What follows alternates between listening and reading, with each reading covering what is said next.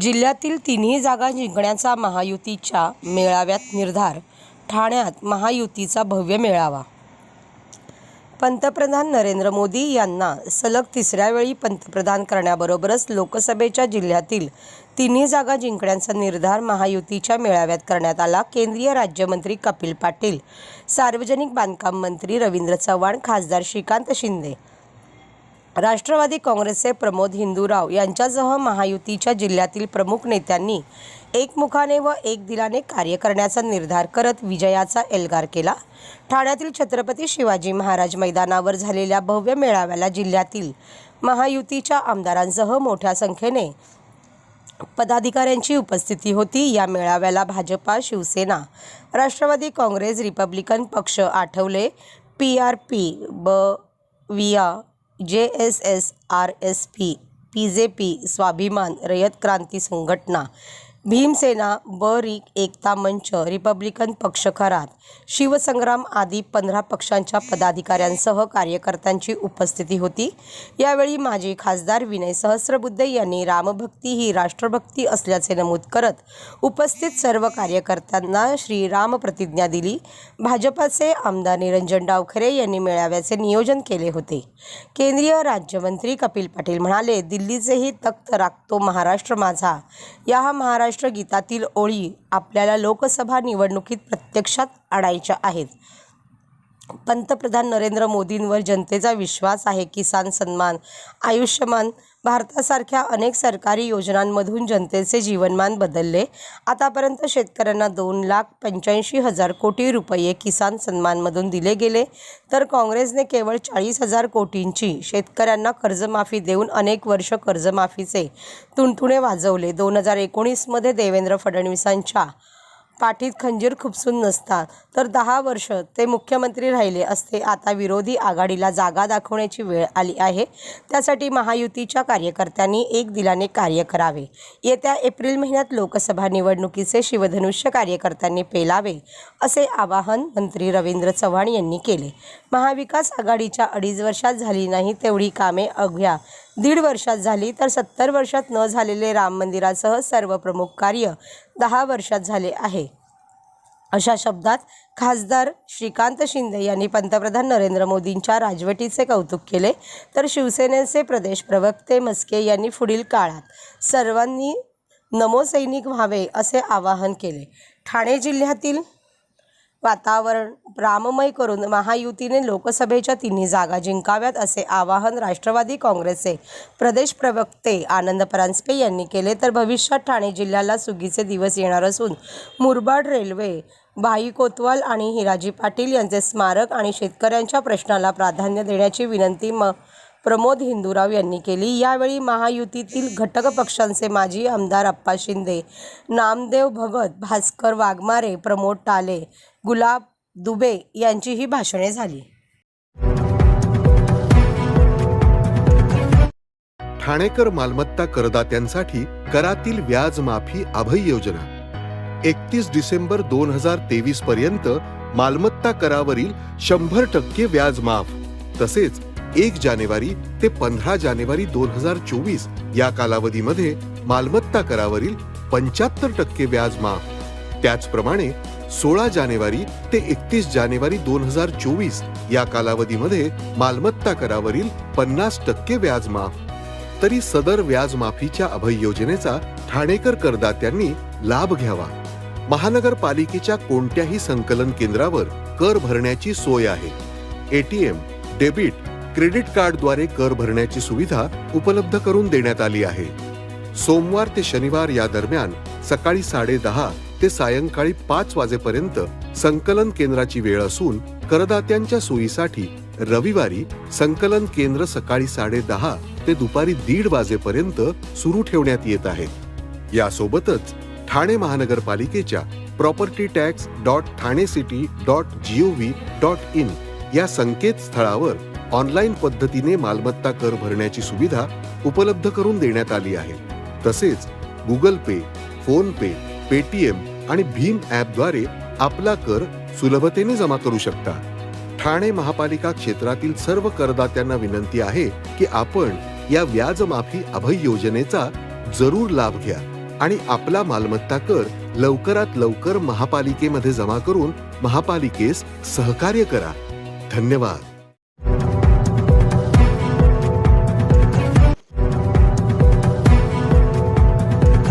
सर्व नागरिकांना आवाहन करण्यात येत आहे की सध्या डासांमार्फत पसरणाऱ्या डेंग्यू या आजाराचा प्रसार रोखण्यासाठी प्रत्येकाने पुढीलप्रमाणे कार्यवाही करावी.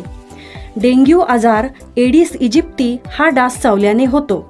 या डासांची पैदास साचलेल्या किंवा साचवलेल्या स्वच्छ पाण्यामध्ये होते. 8 दिवसांपेक्षा जास्त दिवस पाणी उघडे व साचून राहिल्यास त्यात डास अंडी घालतात. अंड्यांच्या अळ्या तयार होऊन पुढे डास तयार होतात. यासाठी आपल्या घरातील पाणी साठे उदाहरणार्थ बॅरल्स, पिंपे, टाक्या, हौद, रांजणे इत्यादी दर आठवड्याला रिकामे करून घासून पुसून कोरडे करून पुन्हा भरावे. 1 दिवस कोरडा दिवस म्हणून पाळावा. पाणी साठ्यांना घट्ट झाकणे बसवावीत किंवा जुनी साडी, चादर, धोतर यांनी बांधून झाकून ठेवावीत, म्हणजे डास त्यात जाऊन अंडी घालणार नाहीत. घराच्या गच्चीवर, आजूबाजूला, अंगणात कोठेही पाणी साचू देऊ नये. भंगार सामान उघड्यावर टाकू नये. उदाहरणार्थ टायर्स, प्लास्टिक सामान, कुंड्या, टाकाऊ वस्तू इत्यादी. अशा सामानात पावसाचे पाणी साठून त्यात डेंग्यूच्या डासांची पैदास होते. घरातील कूलर्स, फ्रीजच्या पाठीमागील ट्रे हे देखील वेळोवेळी कोरडे करावेत. लक्षात ठेवा, नुसत्या फवारणीने डास घनता कमी होत नाही, तर त्यासाठी डास पैदास ठिकाणे नष्ट करणे ही आपल्या सर्वांची जबाबदारी आहे. कोणताही ताप अंगावर न काढता जवळच्या शासकीय रुग्णालयात मोफत औषधोपचार घ्या. अशा प्रकारे नागरिकांनी सहकार्य केल्यास डेंग्यूचा प्रसार रोखणे सहज शक्य आहे.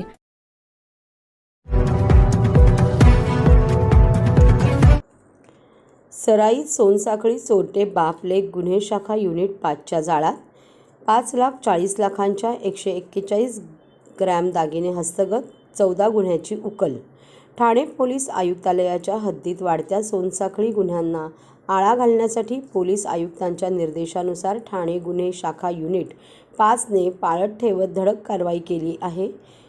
गुन्हे शाखा युनिट 5च्या पोलीस पथकाचे वरिष्ठ पोलीस निरीक्षक विकास घोडके यांना मिळालेल्या माहितीच्या आधारे इंदिरानगर ठाणे येथून आरोपींना अटक केली. त्यांच्या अधिक चौकशीत 14 गुन्ह्यांची उकल करण्यात पोलीस पथकाला यश आले.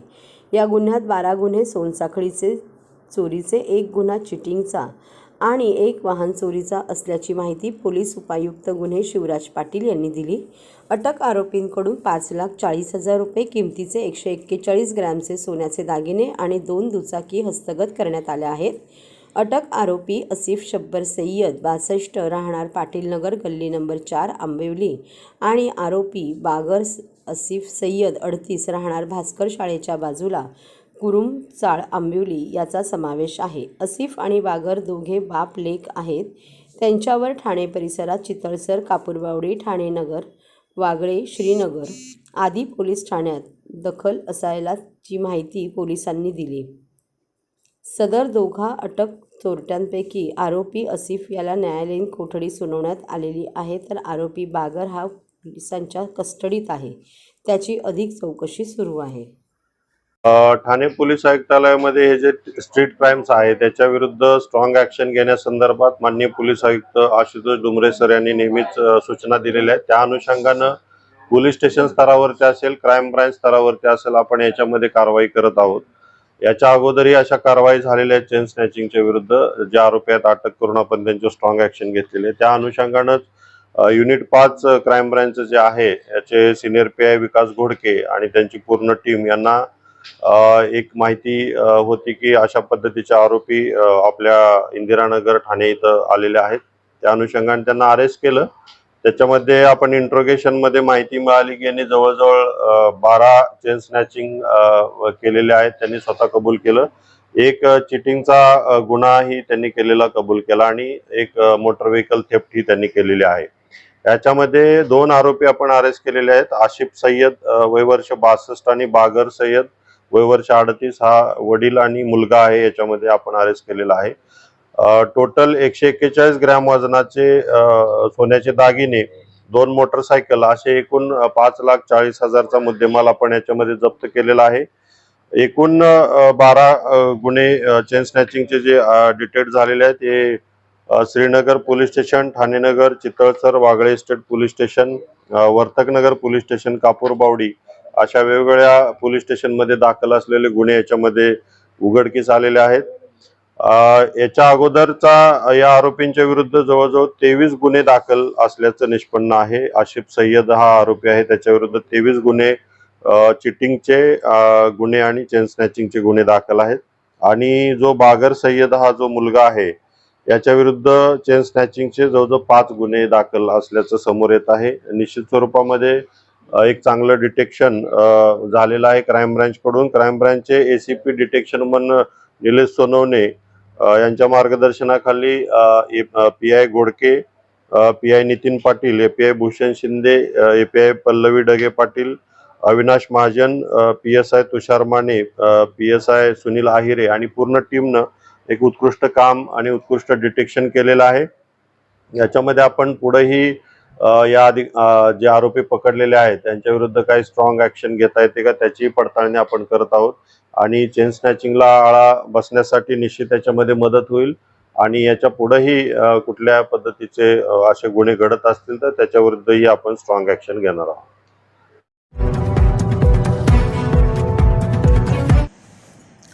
उपवन येथे सुरू असलेल्या विहंग संस्कृती आर्टच्या फेस्टिवलला रविवारी अलोट गर्दी. रविवारी 14 जानेवारीला विहंग संस्कृती आर्टमध्ये इंडियन आयडल फेम ज्योतिका तरंगी हिचा गायनाचा कार्यक्रम झाला. यावेळी प्रेक्षकांनी उत्स्फूर्त प्रतिसाद देत या कार्यक्रमाला दाद दिली तर तिच्या नॉनस्टॉप गाण्यावर तरुणाईने ताल धरला. प्रताप सरनाईक फाउंडेशन प्रस्तुत विहंग संस्कृती फेस्टिवल 2024च्या रविवारी नागरिकांनी प्रचंड गर्दी केली होती. उपवनचा परिसर गर्दीने फुलून गेला होता. विविध प्रकारचे खरेदीचे स्टॉल, खाण्यापिण्याचे स्टॉल, तरुणांचे परफॉर्मन्स, आर्ट गॅलरी, लावणी नृत्य, फ्लोटिंग स्टेजवरील कार्यक्रमांमुळे फेस्टिवलचा उत्साह ओसंडून वाहत होता.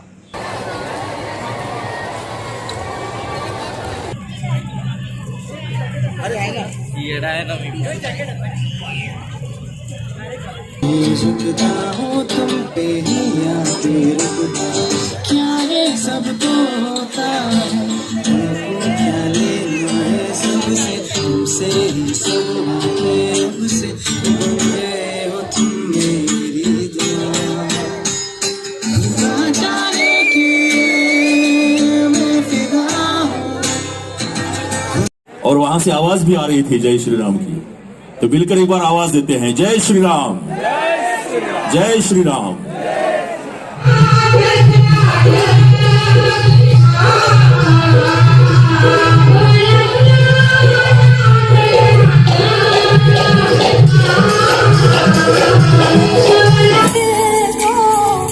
अपनी नजर लुटे जा रहे हैं तुम पे, हम तो मरे जा रहे. मैं तेरी आंखों में उदासी कभी देख सकता नहीं, सारी बातें मैं सुनूंगा सुन. मैं तेरे होठों पे खामोशी कभी देख सकता नहीं, तुझे खुश मैं रखूंगा सोने.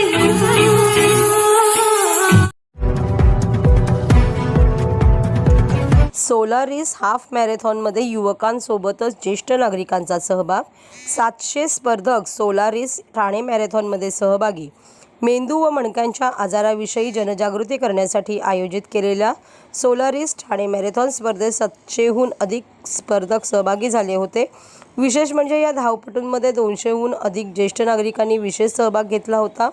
तसेच ब्रेन व मेंदू आजारांवर मात केलेल्या 50हून अधिक रुग्णांनी या मॅरेथॉन स्पर्धेत आपली उपस्थिती दर्शवली होती. सध्याच्या आधुनिक युगात बैठी जीवनशैली तसेच बिघडलेल्या खाद्यसंस्कृतीमुळे मेंदू व मणक्यांचे विकारांचे वाढत असलेले रुग्ण पाहता या आजारांविषयी सामान्य जनतेमध्ये जनजागृती करण्यासाठी घोडबंदर रोड ठाणे येथील सोलारिस हॉस्पिटलच्या वतीने दिनांक 14 जानेवारी 2024 रोजी सकाळी 5 ते 10 या वेळेत Solaris Thane marathon run for brain and spine या मॅरेथॉन स्पर्धेचे आयोजन करण्यात आले होते. कासारवडवली ते कोरमोल या मार्गावर आयोजित केलेल्या या मॅरेथॉन स्पर्धेमध्ये मुंबई, पुणे, नाशिक, ठाणे व पालघर येथील स्पर्धकांनी भाग घेतला होता. अभी तो मैं जवान हूँ असे म्हणत धावणारे ज्येष्ठ नागरिक तरुणांचा उत्साह वाढवत होते. इंडियन मेडिकल असोसिएशन ठाणे शाखा, जनरक्षा वैद्यकीय संस्था Thane, Indian society of anaesthesia Ghodbunder, doctor association, physiotherapy college Kolshet, Thane police, Thane वाहतूक विभाग, एअरफोर्सचे अधिकारी व कर्मचारी तसेच ठाण्यातील सर्व रोटरी क्लब, लायन्स क्लब व ठाण्यातील इतर अनेक नामांकित संस्था व ठाणे व कल्याण येथील स्पोर्ट असोसिएशन या मॅरेथॉन स्पर्धेत सहभागी झाल्या होत्या. आजच्या जीवनशैलीत एक्सरसाइज जीवनातून हद्दपार झालं आणि केवळ एक्झर्शन उरले. अमेरिकन लोकांच्या जीवनशैलीबरोबरच त्यांचे आजारही आपण उचलले आहेत. ही जीवनशैली लहानपणापासूनच मणक्यांचे आजार होण्यास कारणीभूत ठरते. 15व्या वर्षी कोणतेही शारीरिक श्रम न करता मणक्यांची चकती घसरण्याच्या अर्थात स्लिप डिस्कचा आजार आजच्या तरुणींना होत आहे. ही मॅरेथॉन मेंदू व मणक्यांच्या आजारांविषयी जनजागृती करण्यासाठी या वर्षातील आमची ही पहिली पायरी असून 2024मध्ये आम्ही संपूर्ण ठाणे जिल्ह्यात सेमिनार, चर्चासत्रे तसेच मेंदू व मणक्याविषयी आरोग्य शिबिरे आयोजित करणार आहोत, अशी माहिती सोलारिस हॉस्पिटलचे संचालक व मेंदू विकारतज्ञ डॉक्टर दीपक येवळे यांनी दिली. आज ठाण्यात ही जी हाफ मॅरेथॉन अरेंज केली आहे ती विशेषतः ब्रेन आणि स्पाइन म्हणजे मेंदू आणि मणका याच्या आजारांबद्दल जनजागरण करण्याकरता एक इनिशिएटिव्ह होता. त्या निमित्ताने होता. आपण एरवी cancer, mental health, cardiac reasons याच्यासाठी आपण बरेच जनजागृती केलेली आहे. पण ब्रेन आणि स्पाइन वरील जे रोग आहेत त्यांच्यावरती वेळेत उपचार व्हावे, त्यांचं वेळेत निदान व्हावं याच्यासाठी जागरूकता कमी आहे. तर ह्या विषयांबद्दल आज जी ही मॅरेथॉन आयोजित केली आणि त्यात बऱ्याच स्पर्धकांनी उत्साहाने भाग घेतला, तरुण, वयोवृद्ध, अबालवृद्ध, आणि त्यामुळे ही एक बिगुल वाजवला आम्ही आज या जनजागरणाचा. इथून पुढे या ब्रेन आणि स्पाइन रोगांवरील वेगवेगळे आजार जसे डिमेन्शिया, अल्झायमर्स, पार्किन्सन्स रोग, मेंदू साठी होणारे स्ट्रोक, नंतर स्पाइन इंजुरीज, मायग्रेन्स या सगळ्यांबद्दल माहिती पर सेमिनार आपण आयोजित करणार. त्या पेशंट्सना एकत्र येण्याकरता कम्युनिटी ग्रुप्स तयार करायची योजना आहे की ह्या पेशंट्सने एकत्र यावं, एकमेकांशी भेटून एकमेकांना माहिती पुरवावी, सहाय्य करावं आणि एकत्र येऊन काहीतरी नवीन पॉलिसीज तयार करण्याकरता आपला फोर्स तयार करावा. ह्या हिशोबाने आपण ह्याची एक सुरुवात आहे. तर या प्रयत्नांची आज ही सुरुवात आहे आणि मला वाटतं की लोकांच्या सहभागामुळे हे प्रयत्न पुढे आम्ही असेच चालू ठेवू जेणेकरून ब्रेन आणि स्पाइन वरील रोगांबद्दल उपचारांमध्ये अधिकाधिक अधिक प्रतिसाद चांगला होईल आणि फटाफट लगेच लवकर निदान करून चांगल्या वेळीच उपचार घेऊन लोकांना त्याचा फायदा होईल आणि त्याच्यामुळे डिसेबिलिटी फ्री लाईफ म्हणजे आपल्याला हे एक मोटो आहे या मॅरेथॉनचा की marathon towards disability free life. So we are talking about disability free. So with this initiative we will come up with various programs, seminars regarding various illnesses and groups for various illnesses. People will come under one roof. Thank you.